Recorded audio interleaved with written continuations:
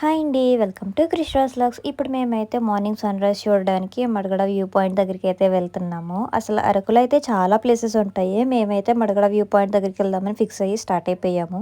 ఇక్కడ మంచు చూడండి ఎలా ఉందో, అసల దారి కూడా కనిపించట్లేదు, అంత ఘోరంగా ఉంది. మేము వెళ్ళింది మార్చిలో, ఇంకా వింటర్‌లో అయితే ఎలా ఉంటదా అనిపించింది. మడగడ వ్యూ పాయింట్ దగ్గర ఏంటంటే మన ఓన్ వెహికల్ వెళ్ళడానికి లేదు. వాళ్ళు ఒక చోట కార్ పార్కింగ్ చేస్తారు. అక్కడ కార్ పెట్టేసి మనం వెహికల్ మాట్లాడుకోవాలి. ఆటో గాని, నడుచుకుంటూ గాని. మేమైతే ఆటో మాట్లాడుకొని వచ్చేసాము. కార్ పార్కింగ్ కూడా ఛార్జ్ చేస్తారు. కార్ పార్కింగ్‌కి ఎంత తీసుకున్నారనేది నాకు గుర్తులేదు. అక్కడ పార్కింగ్ చేసేసి మేమైతే ఆటో మాట్లాడుకొని వచ్చాము. కార్ పార్కింగ్ దగ్గర నుంచి వ్యూ పాయింట్ దగ్గరికైతే పెద్ద దూరమేమి ఉండదు. 1-1.5 కిలోమీటర్లు ఉంటదంతే. కానీ రోడ్డు మాత్రం అస్సలు బాగోలేదు. కార్‌లో కన్నా ఆటోలో రావడమే బెటర్ అనిపించింది. బట్ ఆటో వాళ్ళు మాత్రం చాలా ఛార్జ్ చేస్తున్నారు. ఒక్క మనిషికి వెళ్ళి రావడానికి 100 తీసుకుంటున్నారు. మేము నలుగురు వచ్చాం కదా, 400 అడిగారు. మేమైతే ముందు వద్దన్నాం, నడుచుకుంటూ వెళ్ళిపోదామని చెప్పేసి. తర్వాత అయితే 350కి ఒప్పుకున్నారు అడగగానే. మేము వ్యూ పాయింట్ దగ్గరికెళ్ళేసరికి అయితే ఓన్ వెహికల్స్‌లో వచ్చిన వాళ్ళు కూడా ఉన్నారు. అలా రావాలనుకుంటే గనుక 10-15 కిలోమీటర్స్ ఎక్స్‌ట్రా పడుద్ది. కొండ చుట్టూ తిరిగి రావాలంట. దానికన్నా ఆటోలో రావడమే బెటర్ అనిపించింది నాకైతేని. ఇక్కడైతే ఎంటర్‌టైన్‌మెంట్ కోసం కొన్ని యాక్టివిటీస్ అయితే ఉన్నాయి. ఇలా పాట్ తయారు చేయడం, అంటే ట్రైబల్స్‌లా రెడీ అయ్యి ఇలాగ డాన్స్ చేయడం లాంటివి.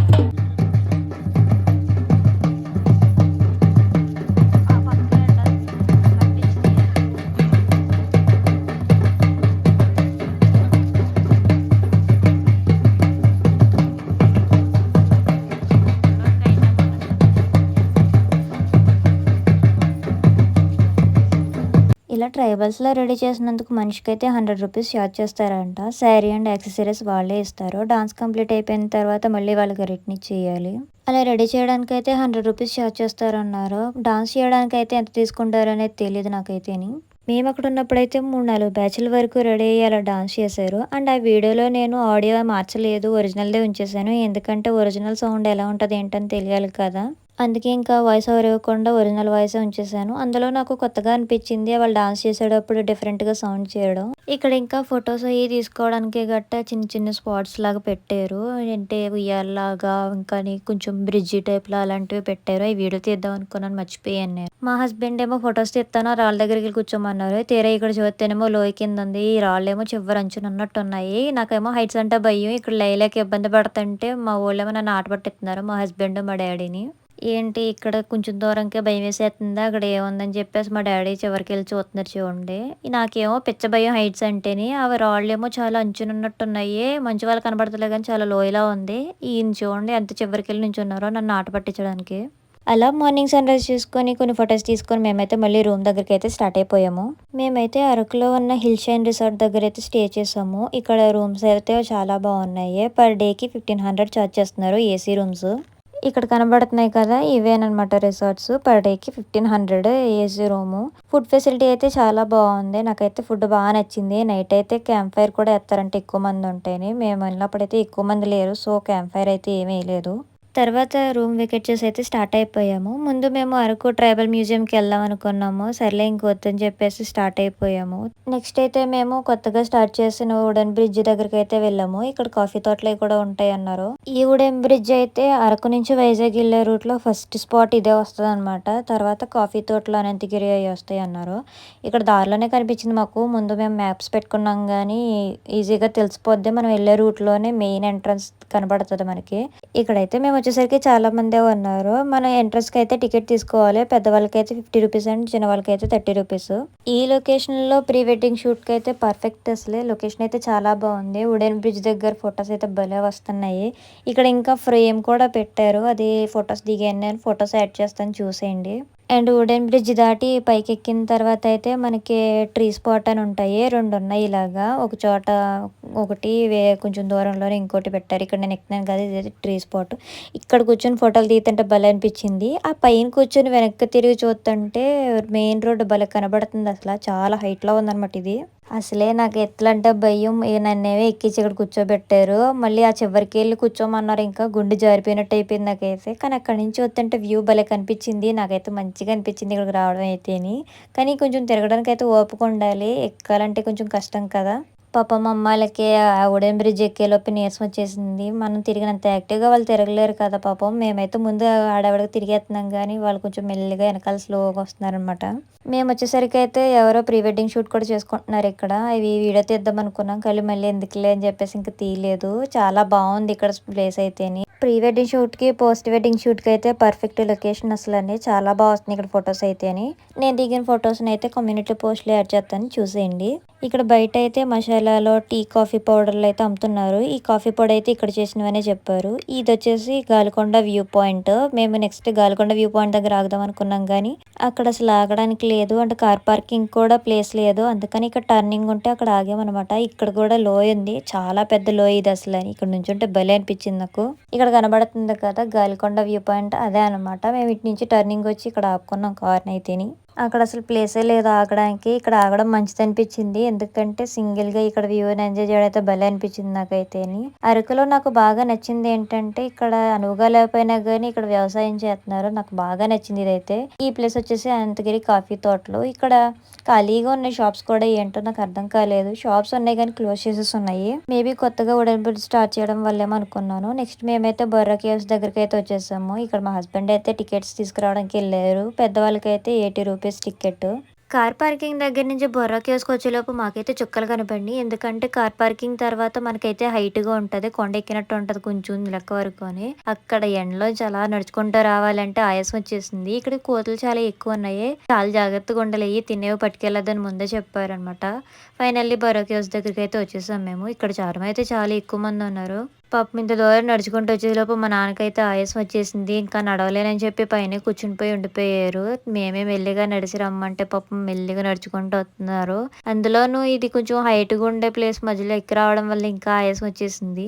ఇలా ఎక్కువ నడిచే ప్లేసెస్ ఉన్నప్పుడు కొంచెం రెస్ట్ తీసుకుని రావడం బెటర్. ఎందుకంటే ఒకసారి అంతంత డిస్టెన్స్ నడవాలంటే కష్టమైపోద్ది కదా. అందులోనూ ఇది కొంచెం కొండ ప్రాంతం కదా, నడవాలంటే బాగా కష్టం అవుతుంది. మా డాడీ ఇంకా నడవలేక ఇక్కడ పైన కూర్చుని ఉండిపోయారు. లోపలికి రాలేదనమాట. మేము ముగ్గురమే వెళ్ళాం లోపల చూడడానికి అయితేని. ఇక్కడైతే లైటింగ్ ఎఫెక్ట్స్ పెట్టారు. ఎక్కడెక్కడ కొంచెం స్పెషల్ గా ఉందో అలాంటి చోట్ల. ఈ కేవ్స్ లో ఉన్న రాళ్ళు అయితే ఏదో హీట్ వల్ల కరిగిపోయిన వాటిల్లో అయిపోయినాయి. చాలా విచిత్రంగా ఉన్నాయి షేప్స్ అయితేని. ఇక టూర్ గైడ్ చెప్పడం అయితే ఇక్కడ ఉన్న నదిలో కెమికల్స్ వల్ల ఇలా ఫామ్ అయిన రాళ్ళు అని అన్నారు.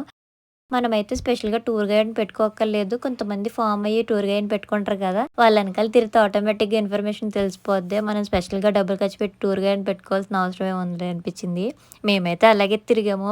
ఆయన ఎక్కడెక్కడ ఏమున్నాయని చెప్పేసి లైట్స్ చూపిస్తున్నారన్నమాట. స్పెసిఫిక్‌గా ఏ పాయింట్లు ఉంటాయి కదా!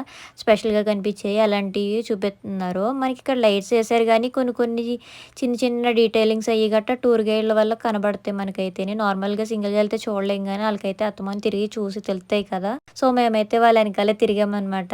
కొన్ని ఇక్కడ లైట్ వేసి చూపిస్తున్నారు చూడండి. ఈ రాళ్ళైతే చాలా విచిత్రంగా ఉన్నాయి అసలని. కరిగడం ఏదో లావా వల్ల కరిగిపోయినట్టు ఉంటాయి చూడండి అలా ఉన్నాయి. ఇలా రాళ్ళ మధ్యలోంచి ఎళ్ళాలనమాట కొన్ని చోట్లయితేని. భూమికి లోపలిగా వెళ్ళే కొద్దీ హీట్ పెరుగుతదంటారు కదా! ఈ గుహ అయితే చాలా లోపలికుంది. కానీ ఇక్కడ లోపల మాత్రం చాలా కూల్‌గా ఉంది. యాక్చువల్లీ ఇక్కడ వేడిగా ఉండాలసలు ఇంత లోపలికొచ్చినప్పుడు. కానీ చాలా చల్లగుందనమాట క్లైమేటు. అండ్ చిన్న డ్రాప్స్ అయితే పడుతున్నాయి. చెమ్మగా ఉంది. ప్రతి ఒక్క దాన్ని ఇక్కడ హైలైట్ చేశారు ఇలాగా లైటింగ్స్ పెట్టి. నేను ఒక్కదాన్నే పైకి పొడింగిలా ఎక్కాను. ఇక్కడేమో పైకెక్కిన తర్వాత ఒక చోట టమ్మంది. ఇది ఐరన్‌దనమాట. ఇంక దెబ్బకి భయమేసి మెల్లిగా నడుచుకుంటూ వస్తున్నాను.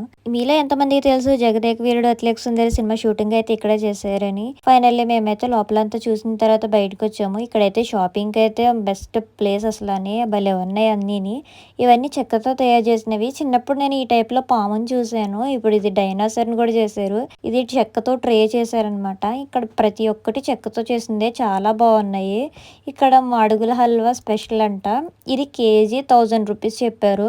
మా హస్బెండ్ అయితే టేస్ట్ చూద్దామని చెప్పేసి చిన్న పీస్ తీసుకున్నారు. నాకైతే చాలా వెరైటీగా అనిపించింది టేస్ట్. ఎప్పుడూ వినలేదు కూడా మాడుగుల హల్వా అంట. మీరు ఎప్పుడైనా టేస్ట్ చేస్తే కామెంట్ చేయడం మర్చిపోకండి. నాకు ఈ బొమ్మలంటే భలే పిచ్చి అసలని. చెక్కతో చేసిన బొమ్మలు తలకాయ ఊగుద్ది కదా! అలాంటి బొమ్మలంటే భలే ఇష్టం నాకు. కానీ ఇక్కడ ఆ బొమ్మలు తప్ప మిగతాయన్నీ ఉన్నాయి. చాలా బాగున్నాయి. షాపింగ్‌కి అయితే బెస్ట్ పార్ట్ అసలని. అన్నీ చెక్కతో చేసినవే మినీ క్రియేచర్స్ అవి గట్టాని. అసల ఎంత బాగున్నాయో ఈ హ్యాట్స్ అవి గట్టాని.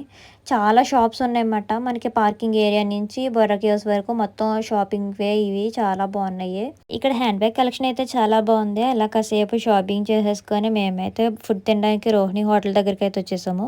మేమైతే బ్యాంబూ చికెన్ అయితే ఆర్డర్ చేసాము. ఇక్కడ వెదురు బొంగులో బిర్యానీ చేసి నిప్పుల్లో కాలుస్తారు కదా! దాన్నే బ్యాంబూ చికెన్ అంటారు. ఈ బ్యాంబూ చికెన్ ప్రైస్ వచ్చేసి 500 తీసుకున్నారు మాకు. ఈచ్ వన్ వచ్చేసి 500. మేమైతే 2 తీసుకున్నాము. టేస్ట్ అయితే అదిరిపోయింది.